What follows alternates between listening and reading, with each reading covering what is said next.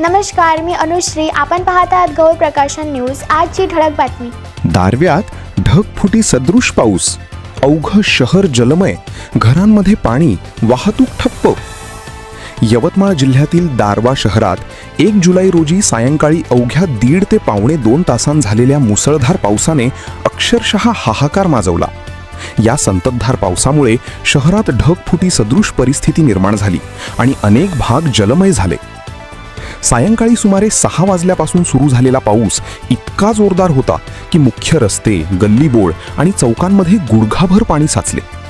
Yavatmal road, Arni road, बसस्थानक परिसर, गोळीबार चौक, स्वामी समर्थ नगर, जिरापुरे नगर, खाटिकपुरा तसेच जुन्या वस्तीतील अनेक भाग पाण्याखाली गेले.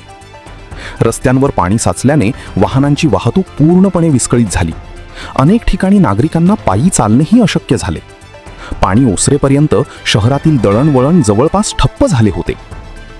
या अतिवृष्टीमुळे अनेक घरांमध्ये पाणी शिरले.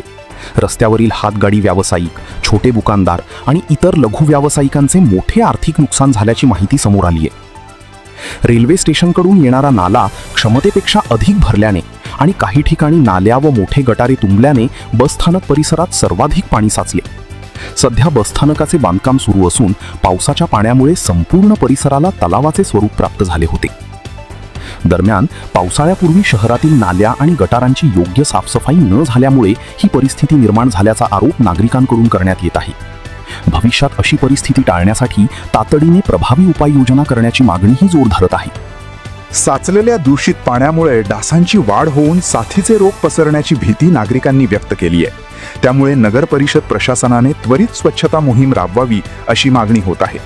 या मुसळधार पावसादरम्यान नगराध्यक्ष सुनील भाऊ चिरडे यांनी आपल्या सहकाऱ्यांसह शहरातील पूरग्रस्त भागांची पाहणी केली. त्यांनी स्वामी समर्थ नगर, बसस्थानक परिसर, आर्णी रोड आणि गोळीबार चौक येथे भेट देऊन नागरिकांच्या अडचणी जाणून घेतल्या आणि त्यांना दिलासा दिला. दरम्यान अतिवृष्टीमुळे झालेल्या कच्च्या घरांच्या पडझडीची, हातगाडी व्यावसायिकांच्या तसेच छोट्या व्यापाऱ्यांच्या नुकसानीची शासकीय पंचनामे करून तातडीने आर्थिक मदत देण्याची मागणी नागरिकांनी केली आहे. दारव्यातील या ढगफुटी सदृश पावसामुळे प्रशासनासमोर मोठे आव्हान उभे राहिले असून पुढील काही दिवस पावसाचा जोर कायम राहिल्यास परिस्थिती आणखी गंभीर होण्याची शक्यता व्यक्त केली जात आहे. दारव्यातील या परिस्थितीबद्दल तुमचे मत काय? कमेंटमध्ये नक्की सांगा. अशाच विश्वासार्ह आणि ताज्या बातम्यांसाठी गौरव प्रकाशन चॅनलला सबस्क्राईब करा, व्हिडिओला लाईक करा आणि शेअर करायला विसरू नका. धन्यवाद. गौरव प्रकाशन न्यूज करिता यवतमाळ जिल्हा प्रतिनिधी गणेशराव देशकरी.